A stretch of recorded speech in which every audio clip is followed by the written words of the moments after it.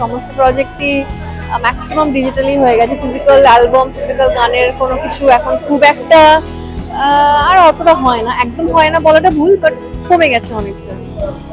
এবং এই প্রজেক্টটা নিয়ে যদি বলতে হয়, সেটা এই প্রজেক্টটা মানে যেখান থেকে আমার কাছে এসেছিল, সেই যে দুজন ব্যক্তির সঙ্গে আমি মেইনলি এই প্রজেক্টে কাজ করেছি, একটা হচ্ছে পিনাকি, এবং পিনাকি হচ্ছে আমার গুরু ভাই, একই গুরুর কাছে আমার জন্য শিখেছি, তাই ওকে বহুদিন ধরেই চিনি। এবং আরেকজন যে আমার দুটো গান প্রোগ্রাম করেছে, অ্যারেঞ্জ করেছে, সেটা সমীক। কোইন্সিডেন্টালি আমার বরের স্কুলের বন্ধু, সো ওর সঙ্গেও অনেক বছরের আলাপ। তো it was a very familiar thing to me. তো কাজটা কাজের মতো মনে হয়নি, বেশ আনন্দ করেই করেছি। এবং স্পেশালি একটা গানের কথা বলতেই হয়, এই প্রজেক্টে দুটো গান আছে আমার, তার মধ্যে একটা গান যেটা আমার গুরুজির শেখানো একটি দাদরা, যেহেতু পিনাকি এবং আমার একটা কমন জায়গা আমার গুরুজি, ওই জন্য ওই দাদরাটা গাইতে আমার আরো বেশি ভালো লাগার একটা জায়গা ছিল, এবং ওই জন্য ওই গানটা স্পেশালি এই প্রজেক্টে আমার জন্য অবশ্যই একটা অন্যরকম জায়গা রাখে। আমি নিজেও খুব এক্সাইটেড যে বাকি শিল্পীদের গান কি আছে, কিরকম হয়েছে সেটা শোনার জন্য আমিও বেশ উৎসাহী পাই। শখ স্টুডিও মানে আমরা বলতে চাইছি যে মানে পুরোনো গানগুলোকে রিক্রিয়েট করা, যেমন রবীন্দ্রসঙ্গীত, ক্লাসিক্যাল আমরা যেগুলো ভুলতে বসেছি সেগুলোকে আমরা নতুন জেনারেশনের কাছে আবার নতুন মিউজিক দিয়ে রিক্রিয়েট করে যাতে প্রত্যেকে গানগুলো আবার শোনে, আমাদের পুরোনো হেরিটেজকে, কালচারকে ফিরিয়ে আনা, যার জন্য এই গানগুলো করা। তার সঙ্গে হচ্ছে কিছু আমাদের নতুন সিঙ্গার, তারা নতুন গানও করেছেন, নতুন ট্যালেন্টকেও চান্স দেওয়া হচ্ছে। এখানে বহু নামি সিঙ্গারের সাথে বহু নতুন সিঙ্গার, তাদেরও চান্স দেওয়া হয়েছে, তারা একসাথে গানগুলো করেছেন।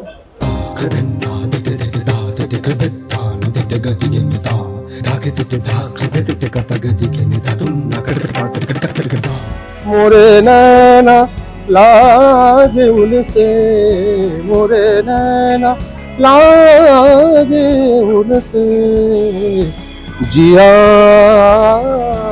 चाहे सो करे, जिया चाहे सो करे। আমার প্রজেক্টটা এই জন্যই ভালো লাগার যে 10টা কম্পোজিশন আমার আছে, সেটাতে আমি বিভিন্ন রকম, যেমন ক্লাসিক্যাল বন্দেশ আছে, আমার নিজের ওন কম্পোজিশন আছে, সোমলতা যেটাতে গেছে, রবি ঠাকুরের সাথে আমার গান ফিউজ করা আছে, ফোকের সাথে আছে। তো এটা আমার কাছে খুব একটা আনন্দের একটা কাজ, খুব এক্সপেরিমেন্টাল কাজ। এবং সব থেকে বড় কথা, সোমলতা যেহেতু আমার গুরু বোন, যেমন ওমকার দাদারকার আমার স্যারের বন্ধু, আমরা একসাথে স্কলার ছিলাম, আমার স্টুডেন্ট সৌরভ স্নেহেন্দু এরা গিয়েছে, আইভি গিয়েছে। তো আমি ইয়াং জেনারেশন যেগুলো, তাদেরকে নিয়ে কাজটা করেছি এবং খুব হ্যাপিলি কাজটা করেছি, রাতের পর রাত রেকর্ড করেছি। তো এটা আমার কাছে খুব একটা আনন্দের প্রজেক্ট। হোপফুলি এটা আজকে রিলিজ হচ্ছে এবং সাধারণ অডিয়েন্সের খুব ভালো লাগবে, ইয়াং জেনারেশনের কাছে খুব ভালো লাগবে সাউন্ডস্কেপটা যেভাবে আমি করেছি।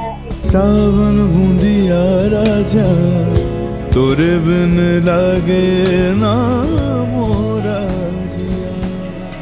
এই কাজটার মধ্যে অনেক রবীন্দ্রসঙ্গীত আছে, যেগুলোকে একটু নিরীক্ষামূলকভাবে ব্যবহার করা হয়েছে, কখনো লোকসঙ্গীতের সঙ্গে, কখনো শাস্ত্রীয় সঙ্গীতের সঙ্গে।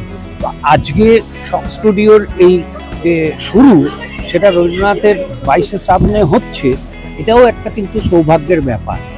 আর যারা যারা এখানে পারফর্ম করেছে, উজাড় করে দিয়েছে, মানে সেটা নচিকেতা, সোমলতা, ইমন, শোভন, মনোময়, প্রত্যেকে তাদের বেস্ট দিয়েছে। কারণ হচ্ছে এত একটা নতুন ভাবনা, তো প্রত্যেকের খুব ভালো লেগেছে, সেই জন্য প্রত্যেকে উজাড় করে দিয়েছে। আমার খুব বিশ্বাস শুনবে মানুষ, ভালো লাগবে মানুষ। আর এখন তো শুধু শোনে না, একটা ভিডিও দেখবেও। ভীষণ আনন্দ হচ্ছে আজ একটা বিশেষ দিনে কলম্বাস ডিজিপ্লেক্সের এই প্রেজেন্টেশন শখ স্টুডিও, যেখানে আমরা অনেকে মিলে অনেক ধরনের গান, বিশেষ করে লোকসঙ্গীত এবং শাস্ত্রীয় সঙ্গীত, আমি বিশ্বাস করি যে সঙ্গীতের এরা মা বাবা, তো সেই দুটো নিয়ে কাজ হয়েছে। এবং আমার গানটা পিনাকি বোস উনি অ্যারেঞ্জ করেছেন, সৌমিক আমাদের ভীষণ কাছের বন্ধু, ও আরও অনেকগুলো কাজ করেছে। এবং অবশ্যই গুরুজনরা যারা অগ্রজ তারা গেয়েছেন, আমরাও বন্ধু বান্ধবরা গান গেয়েছি। শখ স্টুডিওর গানগুলো শুনতে গেলে তো শুনতে হবে, দেখতে হবে শখ স্টুডিও ডিজিপ্লেক্সের প্রেজেন্টেশনে। কিন্তু পুজো আসছে, আমি একটু পুজোর আমেজ দিতে পারি, সেটা হলো গৌরী এলো দেখে জালো, গৌরী এলো দেখে জালো, ভবের ভবানী আমার ভবন দিল আলো, গৌরী এলো দেখে জালো। আজকে আমার যে গানটি প্রথম রিলিজ হয়েছে, সেখানে রবীন্দ্রনাথের গানের সাথেই বাংলা একটি নতুন গানের কোলাবোরেশন করা হয়েছে। তো আজকের দিনে সেই গানটি আরেকবার রবীন্দ্রনাথকে শ্রদ্ধার্ঘ্য জানানোর জন্য, এবং সত্যি আজকে কলম্বাস ডিজিপ্লেক্সকে আমার আন্তরিক ধন্যবাদ কৃতজ্ঞতা জানাচ্ছি। এত সুন্দর একটি অনুষ্ঠানে আমাদেরকে অংশগ্রহণ করাতে ওনারা ডেকেছেন, আমন্ত্রণ করেছেন।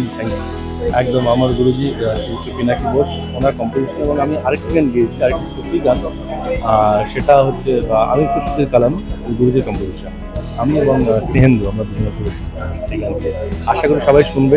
মোহে আপনে হি রঙ মে রঙ দে, মোহে আপনে হি রঙ মে রঙ দে, তু তো সাহেব মোরা महबूब इलाही, मोहे अपने ही रंग में रंग दे।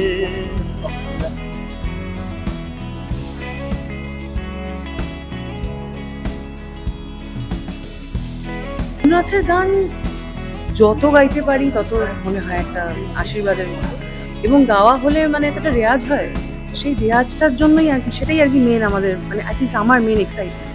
কারণ সেই অর্থে এই সুযোগ না হলে রবীন্দ্রনাথের গান হয়তো অতটা গাওয়া হয় না, কিন্তু এই ওভারঅল এই বিষয়টা আর কি খুব ইন্টারেস্টিং, যে এত সুন্দর আর কি টনিদা এত সুন্দর, মানে দেবজ্যোতি ঘোষ এত সুন্দর একটা অ্যারেঞ্জমেন্ট করেছেন। আমি আর শোভন গেয়েছি, আর শোভনের সাথে আমার প্রায় অনেক গান গাওয়ার সুযোগ হয়, তো সবটা মিলিয়ে খুব ইন্টারেস্টিং একটা এক্সপিরিয়েন্স। সবটাই ডিপেন্ড করছে সবার কেমন লাগবে, সবাই শুনবেন, সবাইকে শোনাবেন, এর থেকে বেশি আর কি চাই।